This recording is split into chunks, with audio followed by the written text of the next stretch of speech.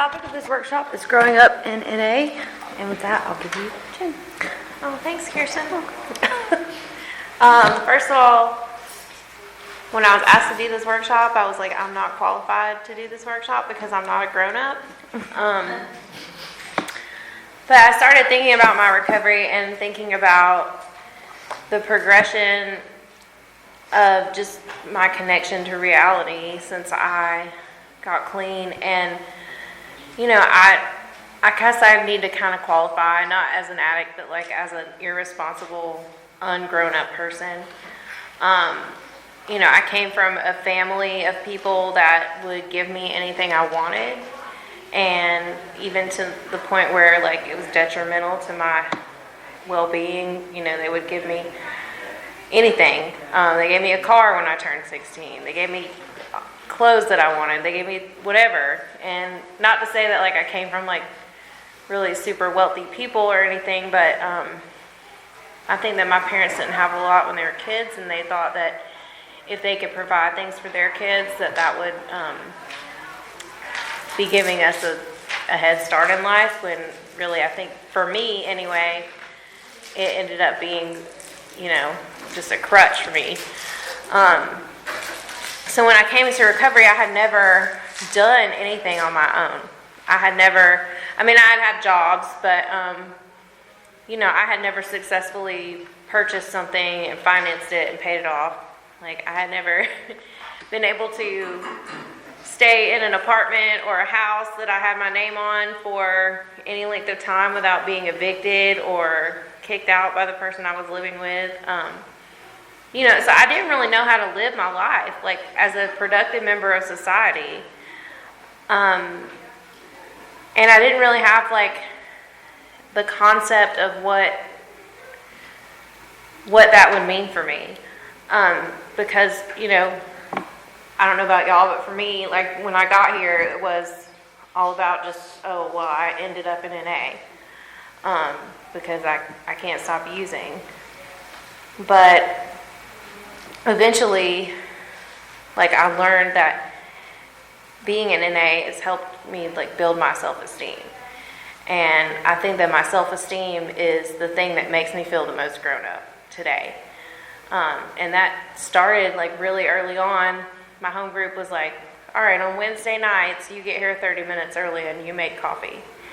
And so I had to be that person, and I was like, oh man, this is my responsibility.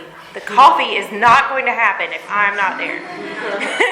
Yeah, but that's how I felt, because I was a newcomer, and everything was about me, you know, like, well, nobody's going to make coffee if I'm not at the meeting to make coffee. I had to be there.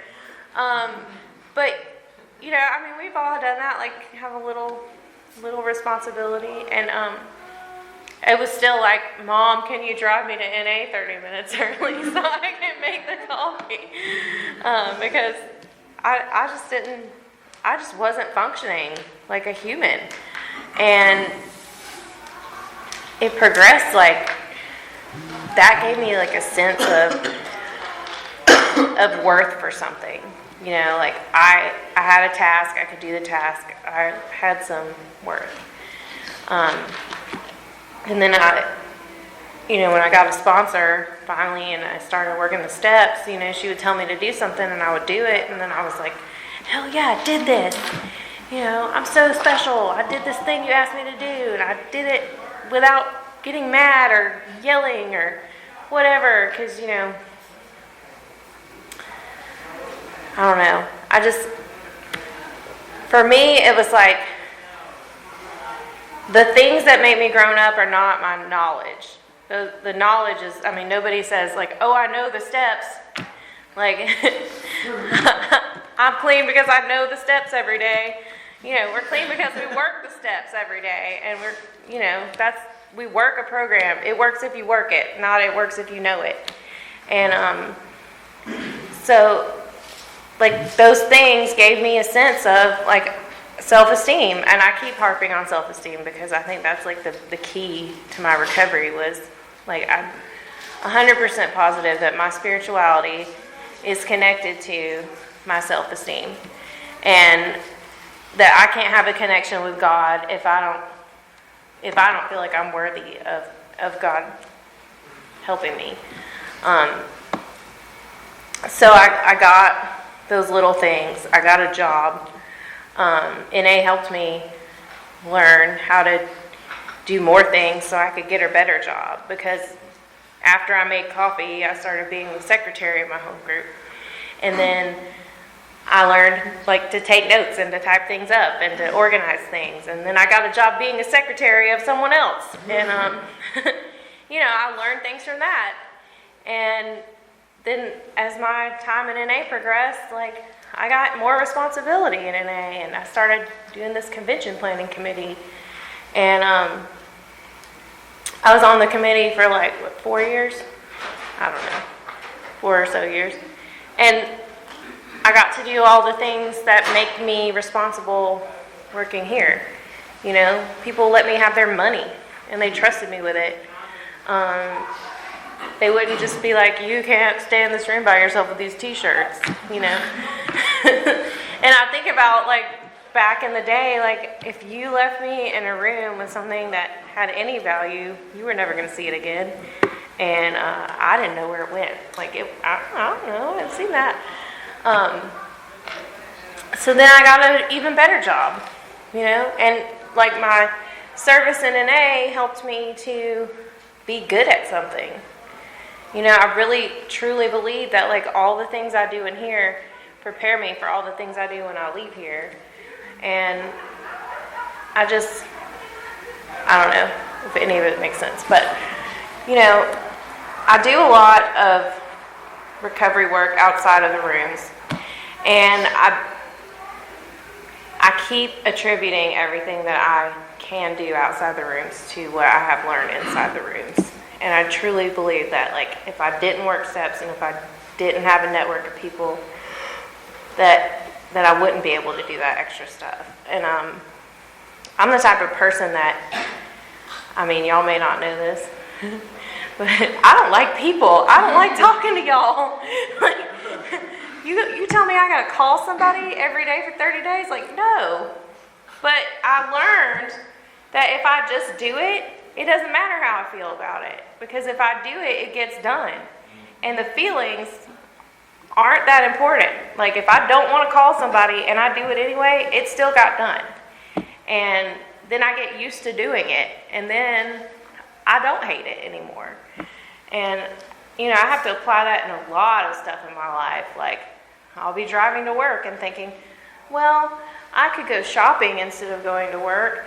That would be good. Then I would spend all my money, and my car ends up in the parking lot at work.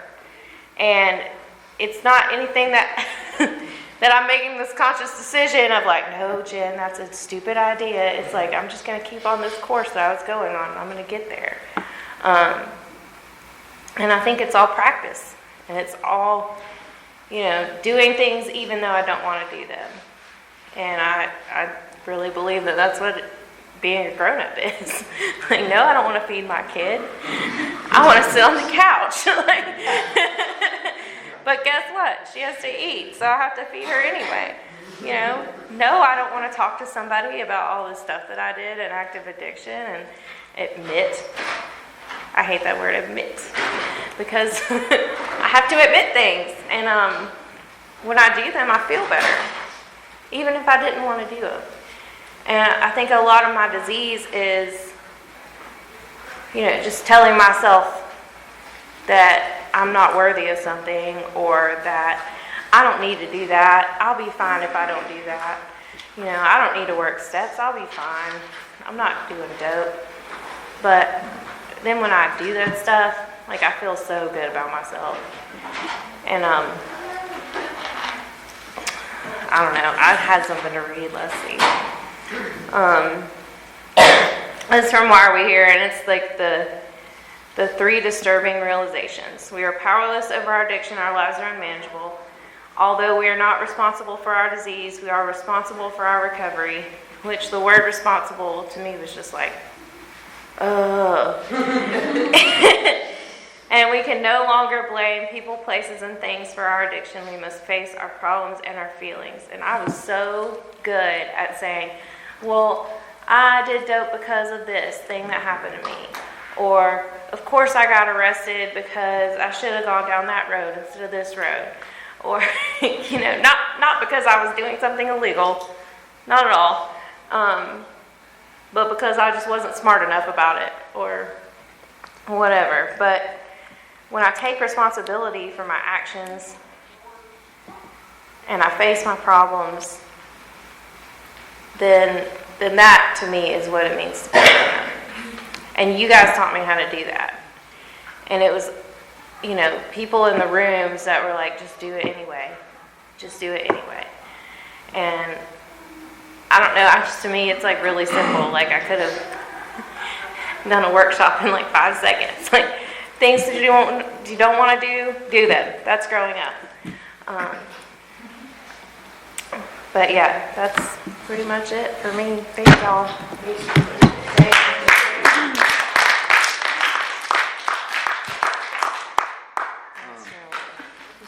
Thanks for sharing, Jen. I'm Griffin, I'm a recovering addict from Knoxville, Tennessee. Home Group's Practical Application, if you're ever in Knoxville on a Thursday night. It's my favorite meeting there. Got an NA sponsor, work NA steps, and just want to start off by thanking, God for the opportunity to be here and get to hear the experience, strength, and hope, and get to meet some new people. And thank the committee for asking me. I was talking to Benny before the meeting, and something that's really cool when I could relate when I heard the topic, I was thinking, whoa, like, am I really like growing up, And then I looked back the past 4.5 years of my life, and I was like, man, I have grown up a lot since I came in NA. And then I also know I still got a lot of growing up to do, but I'm excited about that. And the cool thing is, like, I truly believe when like a group conscience takes place and a loving and caring higher power is invited in to help us make our decisions, and then my name gets brought up, that like God is also like telling me, hey, I want you to do this for me, but I also know like giving and receiving goes like hand in hand. So I know He's got something for me here, and that's always really exciting. And I was thinking about that, like growing up too. Like not only have I grown up and I'm becoming a man in this process, but like I'm growing up, like closer to God, and that's all because of NA.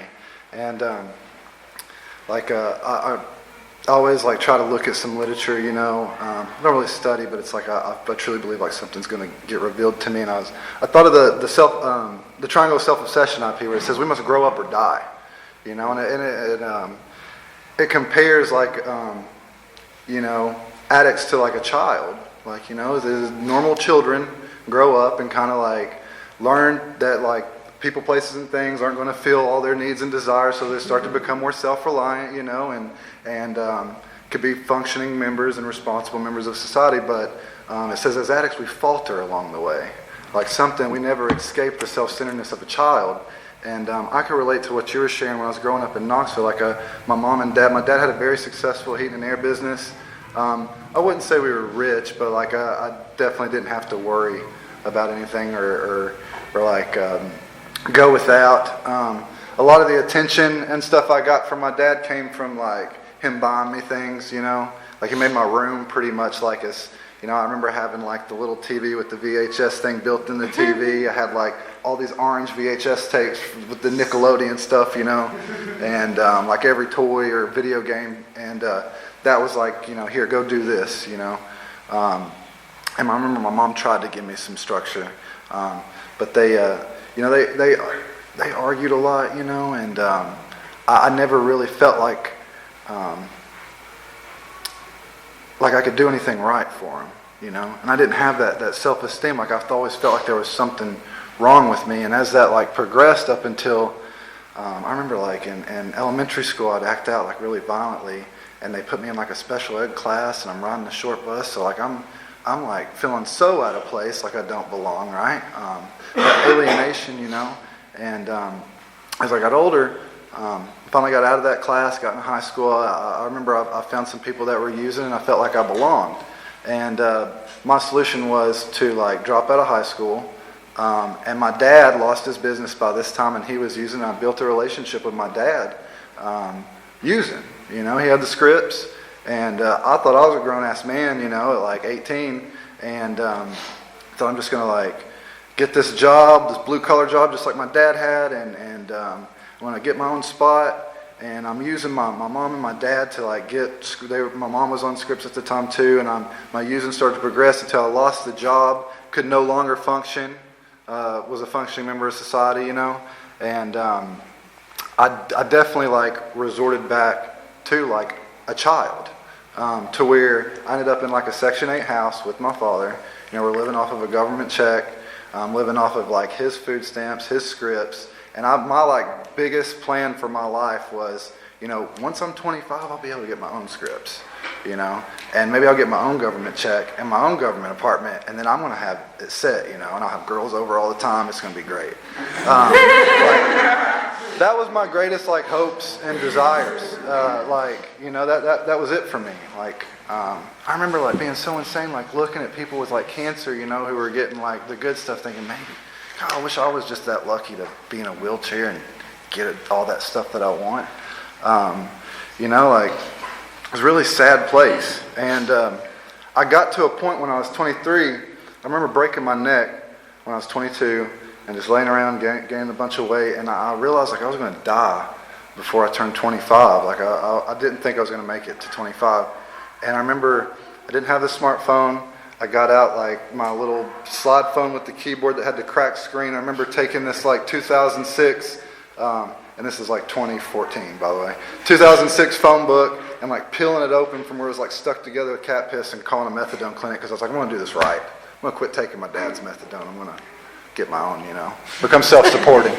And I called this place and I just started like crying my eyes out.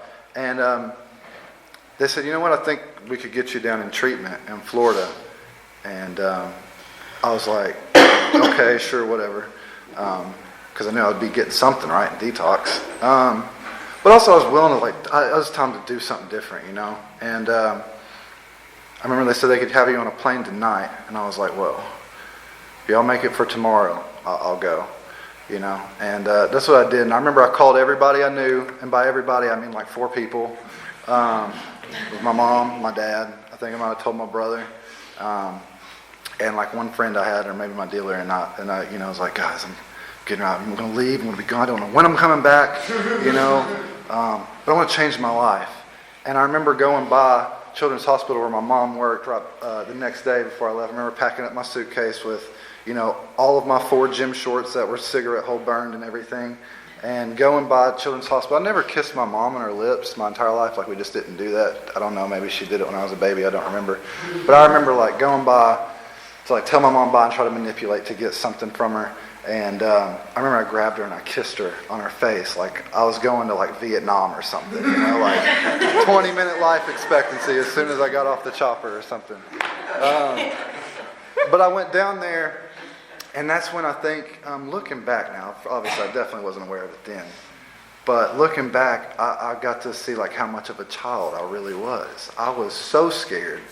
I had no idea what to do with my life. Like I said, my biggest goals were like to get my own script in a Section 8 house, you know, and to be self-supporting. So I was so just a baby. Like that's the way I describe it when I lived. I was a baby. And you know, by this time my family's broke, so I don't have like that cash cow anymore, so I'm stranded in Florida, so it's like I can't leave AMA, you know, because I showed up there and I was like, well, this wasn't what I was expecting. Because like the place was called White Sands, and I was expecting like, you know, I remember going to the library and looking it up on the computer there, because I didn't have internet in my house. And it was like, there was going to be like horseback riding, hot stone massages. I was like, damn, I'm going to Passages Malibu, you know? And it was like just a couple houses with a fence around them off the interstate. There was no like White Sands or horses or anything like that. And apparently that's common now. I work in treatment, so I know our website has like right outside the Smoky Mountains, you know, and we're just off of Alcoa Highway right next to the airport. But, you know, it got me there though, so I mean, I'm not, but anyway, so like, I remember going there, and I remember being so like, I would do anything to get out of the groups. You know what I mean? Like I had a constant headache, backache, whatever. This dude pissed me off. That dude pissed me off. I remember falling in love with some girl there. You know, some Jewish girl that was there. I thought like, you know, had this fantasy like we were going to get married and run off and be clean together or something, you know. And so like I ended up, I was just trying to seek meds and everything. But somehow I made it through. It was 41 days. And I was supposed to be there 42 days, but, you know, I had to do something to get out a day early because, you know, I wanted to win, I guess. I don't know. And I got out. I remember them telling me, like, yo, Griffin, you have no clean associations in Knoxville. Your family's using, like, you have no job. You have, like, no goal. Like, you need to go to Halfway and go to IOP and do all stay down here and all that. And right, that self-centeredness and just the fear, I was like, no, y'all could keep that shit. Like, I'm good. And I remember coming back home, and my stepdad put me up in this barn in Raccoon Valley. I don't know if y'all have ever been in Knoxville. There's a place called Raccoon Valley. It was like a 2-story barn. It's been converted into a loft thing. And I remember thinking, okay, well, I'm going to do something different. I hit a couple meetings. I got like, you know, up to the 90-day key tag. And I thought I was good. Like I just went to 3 meetings. At each meeting I got the key tag, you know. And like I relapsed with the people that I went to treatment with because I thought alcohol was different. I wasn't going to listen to anything in a meeting. And when I relapsed, I about died. And like it scared the crap out of me. So I was like, okay, they were right about that. So I'll do that. And I remember coming back and getting the white key tag. And I remember having this car, like I got this car in active addiction. It was a 2000 like Hyundai Elantra with no front bumper. Clear coat was all rusted out. And I look back, it's crazy how ungrateful I was, because I remember thinking like, there's no way I'm going to pull up in a meeting in this car. And now, you know, like, should have been grateful I had a damn car, you know? Like, there's people who don't have cars or have to wait years to get their license back and constantly get the rides and use that network and stuff. And I was just so selfish. And I was such a child. I remember calling my mom. And I was like, Mama, you got to give me a ride to the meeting. I don't want to pull up in the meeting in my car. Like, that's how scared and childish I was. And I remember coming to the meetings like 10 minutes late. It was a candlelight meeting too, so I didn't have to grab a reading, sit through the meeting, leave 10 minutes early before they flipped the lights back on. And I said I could do this on my own. And I thought like getting a job was growing up, you know what I mean? And I thought like, I remember I got a job, I started paying my own bills at this little barn, and I started to feel better about myself. And then like, I remember thinking, I quit going to meetings. That's my story. It's like I didn't go to meetings for over a year. I made it 16 months clean. And one of my favorite things is in the self-acceptance up here. It says we have to look inward for our source of discomfort. Because what I did was I tried to fill that void that like Jason was talking about. Like I remember I thought, man, if I just get a shinier car, I'll feel better. If I get a better job, I'll feel better. So I got a better job. I went from Motel 6 to CarMax then I went from this beat up Hyundai Elantra to getting this Crown Vic, and ended up getting in a relationship with a girl, and she had a kid, and I thought, man, I had it made. Like I got my Betty Crocker family, got the shinier car, got the better job, and I'm good. And when all that fell apart, like I wanted to kill myself. I was back to feeling like a child with 16 months clean. And so that's when I realized like, I've tried everything else. And it was time I was faced with that disturbing realization that I got to take responsibility for my life and for my recovery. Because I was just, I don't know how I don't know how. I look back, I'm like, man, it's such God's grace and mercy in my life, because I don't know how I made it through that alive. So what I did was, I found a guy who made this way of life look really attractive to me. Like, I saw him out, he was like wanting to cut, I remember he had all the tattoos, and he was like cutting hair, and I had this like haircut at the time, this like emo thing going on. I had this like bowl cut that went down across my face with this side, and I was just, this like really emotional. I'm just going to keep to myself, like I don't like talking to people, and I remember he cut my hair, and I met him through that relationship, and I remember saying, man, like, you look really passionate about what you do. And he's like, I'm just a passionate dude. And he started talking about God and started talking to me about Narcotics Anonymous. And I found him in a meeting, and I told him my situation, I wanted to kill myself. And then my first meeting I went to in like, I don't know, about a year. And I asked him for help. And he said, I said, did you relapse? I was like, no. He was like, well, what step are you on? I was like, no. Like, what's a step? He's like, who's your sponsor? I was like, bro, I don't got a sponsor. He's like, bro, you needed one like yesterday. And I was like, will you sponsor me? And right there he prayed with me. And that was the first time like I actually like got to experience prayer with another man. And I started actually taking suggestions and taking responsibility for my recovery in my life. And I got to learn about responsibility through working steps. Because I remember I thought like I wanted this best friend. I saw he was so attractive, the way he was living. I thought like, I just want this dude to be my best friend. He said, if you want a relationship, we're going to build it through step work. And he said, I know you might see some people around here doing he said, if you want a best friend, find a best friend. But we're going to build this relationship through step work. So I got the flat book. I remember he tried, we weren't the call every day type. I would call him, wouldn't answer, and I'd get pissed off at him and stuff. But that made me utilize a power greater than myself, you know what I mean? So that's how I met my sponsee brothers. I met, their friends. And I started building a network of men. And as I worked this first step, and I realized like, my disease has been active like crazy. It was 16 months clean, And I got to realize like true powerlessness. Like I'm powerless over this disease. Like I thought I had a dope problem, and that was the solution I found for my problem. And so I started working this first step and learned about the denial, the powerlessness, how unmanageable inwardly and outwardly my life was. The house that I had, it looked like a trap house, from where I hadn't been there. I'd been stuck up old girl's butt the whole time, and the refrigerator was stinky and everything. And I was like, okay, I never did the halfway thing, so I'm going to move into Knoxville because I was on the outskirts of Knoxville. I moved in and got a roommate with somebody that was in the room, and I got that best friend that I was looking for. And I started hitting these meetings. I started hearing him share in meetings because I never shared in a meeting. It took me 2 years to say, I'm Griffin, I'm a recovering addict, And then I started sharing, letting people know where I'm at, and I see like, I fit in here, like I'm a part of. And I always felt apart from, but I realized like once I started actually participating, or if I want to feel a part of, I got to be a part of.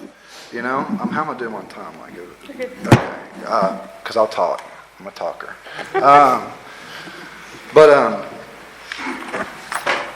When I think about growing up and I think about step work, and I think about just really like the way my life has changed dramatically since I started working steps. And I remember I got that roommate, I started going to meetings. I remember we used to sit in the house, and I was trying to find a home group. I kept on hearing about home groups, and I was like, I love all these meetings, but I don't know, like, if I want, like, I don't know which one I want to make my home group. I tried making one my home group, and I was just fresh in. I was like, oh, dang, girls like me, And I hooked up with somebody. I was like, okay, I'm not making this my home group anymore. Just making my life unmanageable. And I remember calling my sponsor on that second step, like, bro, this one's different. This one's different. And he's like, what are you doing, And I had to work steps on that stuff, And so by this time, like, me and my roommate were talking. He's like, Griffin, we should, like, have a book study. That was when God and Principles just came out. I mean, we had our books pre-ordered and stuff. My sponsorship has been, built heavy on the literature. And so we started a meeting. We started practical application in our living room. It started out with, like, 10 guys and a couple girls.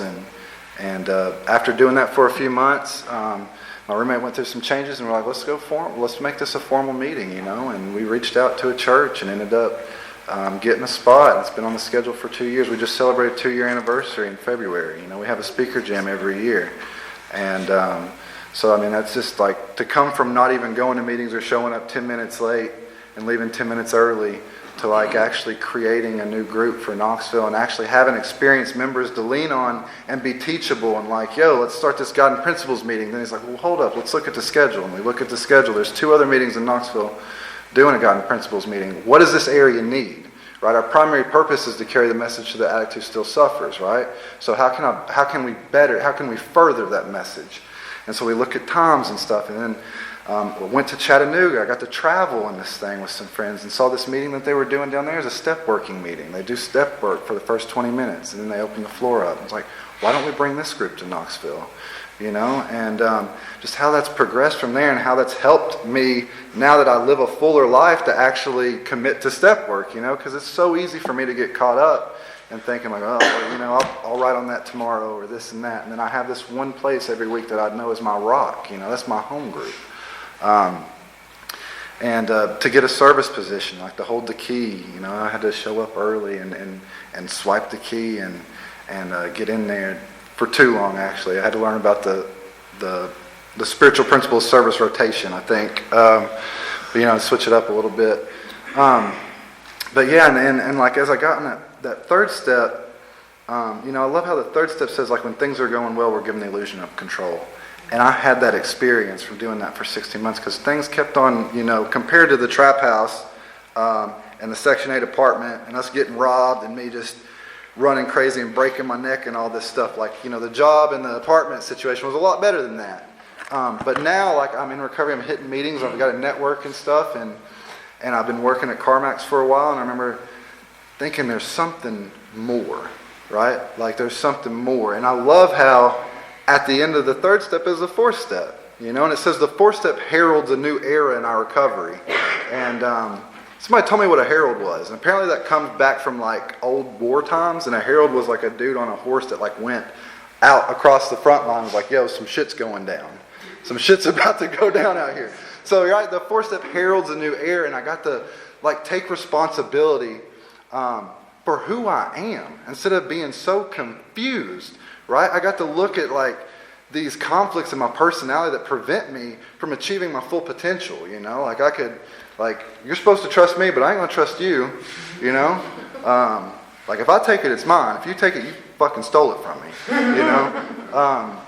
Right? But like all that type of stuff. And as I was doing this, I remember like I started H&I, like being a part of H&I and realizing like, yo, I serve I have a responsibility, man. Like there's a lot more of us out there than there are in here.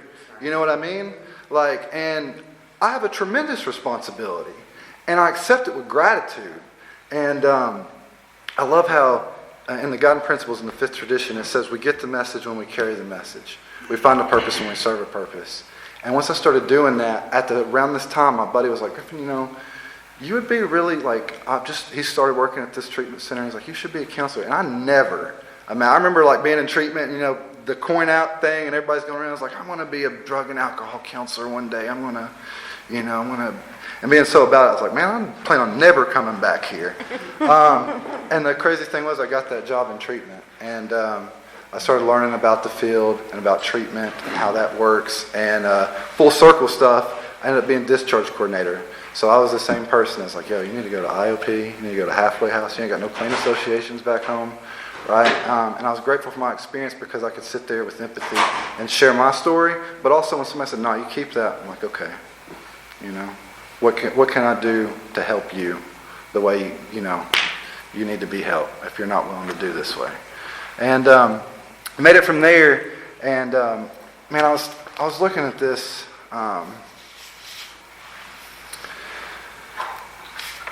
this growing pains, and it says many of the challenges we face have concrete symptoms but are actually spiritual in nature. It's hard to spot a spiritual crisis. Usually it's disguised as a crisis in our relationships, finances, career, family. And I realized, like in recovery, I'm a family man. Like that's a value that I have that means a lot to me. And I remember in active addiction, like using my mom and my dad and my brother so much and causing them so much harm. And right about the time I was on my sixth step, my grandmother got cancer for like the, like the sixth time. And this is when they told us like, you know, like she ain't gonna make it. Like we know she's gonna starve to death. Like she had a blockage. And around this time, I read the In Times of Illness IP. It says one of the greatest privileges we'll ever get in our recovery is caring for a member with illness.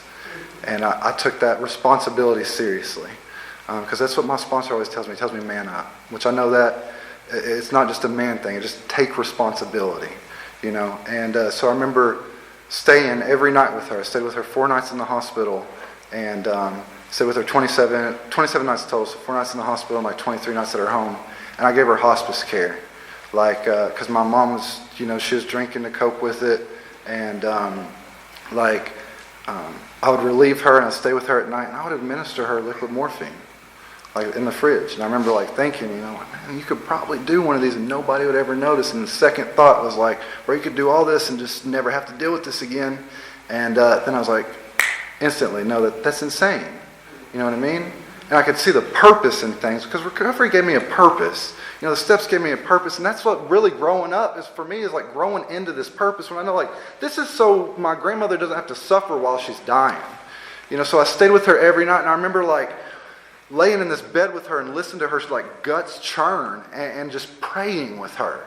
Like what Jason was sharing in there, like, you know, your higher power will be that only thing sometimes. And it was just me, my grandmother who can't talk, do nothing at this point. I'm taking her to the bathroom and stuff in this house alone. Like, I remember just praying. And when she passed, my family asked me to like give her eulogy, you know. And I did what Narcotics Anonymous taught me. I got up in that pulpit and I talked about the ties that bind us together are far greater than to tear us apart, you know. Like, started talking about Mama's assets and the stuff she instilled in me, you know, the stuff that I saw in her and how we could just love each other like Mama. And I remember my 6th step. That's what, at the end of that 6th step, right, it asks, like, what do you want your life to look like? What type of partner do you want to be? What type of career do you want to have? You know, what type of husband or father and all this, what type of friendships do you want to have? And I started writing this stuff out, and I had like a vision, you know? And somebody leaned over to me at the time and said, Griffin, you know, not a lot of people could do this like you're doing. Maybe you should look into like being a nurse. I never thought of school. I dropped out of high school. Am I good? Mm-hmm. And I remember like writing this stuff on paper, and I thought, okay, yeah, maybe. And I ended up moving from that to another treatment center, and I got on my 9th step, and it talks about that. Like, you know, maybe if we like didn't go to school, like some of us will try to go to school, and I started looking at some of this stuff and realizing like counseling's not what I want to do. I actually have this vision of this type of life I want to live, and at the end of the 9th step it says like our higher power gives us, right, the opportunity to live life, and we accept it with gratitude and to fulfill our dreams. I think it says something like that, and the end of it works out why. And Tennessee Reconnect came out, so I could go to school for free. So I had no excuse. I get an associate's degree for free, right? So like, talk about like this amazing and remarkable like coincidences that happen along the way. It's like, yo, I'm going to school. And so like, part of growing up for me is like I'm going to school to be a psychiatric nurse practitioner, you know? And I come from like not taking responsibility for like anything to like all this stuff that sets up, and it's usually like something really painful for me. But when I take responsibility for my part in a situation and apply these steps and principles in my life, God reveals something to me that I never thought was like possible, you know? And I look now at like my father just passed away in January, and something about great, like you were talking about never paying off something, you know. I was wondering how I'm going to make these financial amends. I make the least money I've ever made before in my life, and you know, I'm going to school, working part-time, trying to find balance in all this stuff. And when my father passed away, I found him, and I'm grateful I was able to exercise my choice, because I didn't want to see him that way. I just saw him Christmas. He passed away. He didn't answer his phone for a couple of days. So on January 2nd, I went to his apartment and couldn't get the door open. Got the fire department there. They got the door open. They found him. I chose not to see him, but I made all the arrangements for my father, you know. And somehow they were able to maintain a life insurance policy on him.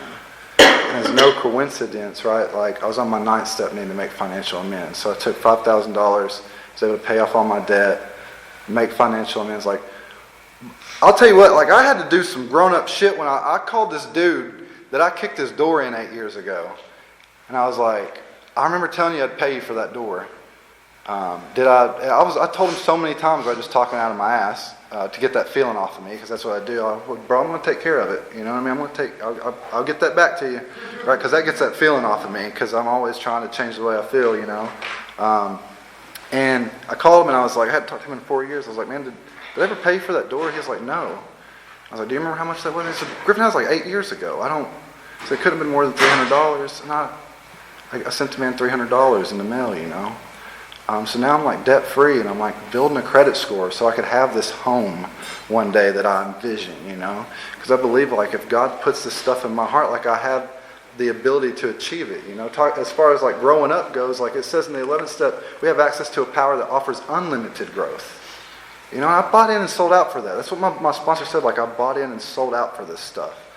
And like I know I still got a lot of growing up to do. Something I'm going to try to grow right now, because something that it says in here, it says, as we mature in recovery, we learn to be comfortable with the hard questions rather than only feeling okay when we think we've settled them. You know, as I was going through this process this year with my dad, as traumatic as that was, like school started a week after. Week after that, I picked up 4 years, and then a month after that, me and the girl that I was in a relationship with for 14 months, we broke up. And you know, since then I've been having like a hard time finding balance in my life, especially now that I'm on break from school. Like I still want to act out in ways that I've identified in my step work that's unacceptable to me.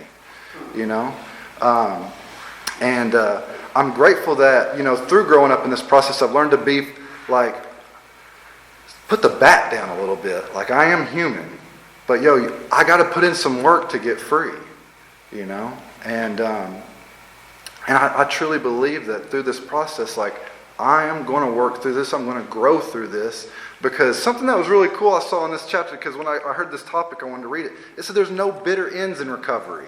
You know, we hear and we do recover, like, go on to the bitter ends, jails, institutions, and death, right? That's an addiction. Like, there's no bitter ends in recovery. And that's something that really stuck out with me. Like, as long as I keep that, perspective, right, and I stay focused and stay responsible, like, I'm going to grow through this. It says there's no bitter ends in recovery, but sometimes it feels like that's where we are. Recovery gives us a new chance at life. Sometimes we have to accept that invitation more than once. And it says, as we pursue our dreams, we might find ourselves in places we never imagined. It's all possible, but that means we take risk and sometimes experience failure. Even when we fall flat on our face, we could get up again and move forward. That's part of the journey too. We get less and less afraid of the truth, but we don't get there by standing still and waiting for recovery to happen to us. We learn, we grow, we give, we create, and we keep coming back. And that's what I've done through all of this. Like, I know one thing I have done consistently is I keep coming back. And I'm trying to find a new way to live. And my grand sponsor told me, Griffin, if you know, why don't you try dating instead of just being stupid? And so, like, it says in here, like, we could grow. We'll see that our growth when we, like, stop running away from what we fear and toward what we want. So I could look at this stuff through the relationships, you know, chapter and all that stuff, and look at what I want. I had a date set up for Monday, right? And the girl canceled. And I remember, like, you know, that first little flicker was like, oh, it's rejection, or surely she had to be lying or something like that. But then that just went away, and I was like, that's okay. I called up my mom, right? My mom just retired a couple weeks ago. And I was able to take my mom on that exact same date. So I took my mom putt-putting out in Pigeon Forge, played in the arcade, you know, I was playing like Ghostbusters. Like, they have like a deer hunt Ghostbusters thing now. You get to use the little Ghostbusters gun. And me and my mom had such a good time. You know what I mean? And so, like, I'm going to just create and grow through this stuff, man. And, like, my mom wouldn't accept any money from me for financial amends, but I'm helping. She's always wanted a tin roof. Like, I'm installing a tin roof on our house right now, you know, and going to school and still working steps. I'm still on my 9th step. You know, I'm still growing up. I'm 28. I consider myself a young man, but it's funny when you go to college at 28, I feel like an old man when everybody is around me is like 10 years younger than me. But I don't know if any of that made sense. I just know I'm so grateful to be here. I've never been to this convention before. I just know I'm so in love with Narcotics Anonymous. I'm in love with the 12 steps. I love sponsorship. And I could look back and just see how far I've come and how much I've grown up in this 4.5 years. And that gets me excited, you know, for what the next day is going to look like. And it's been really cool to meet everybody here. Benny, you're so welcome, and thank you for everything. And I guess that's all I got. Thanks for letting me share. Thanks.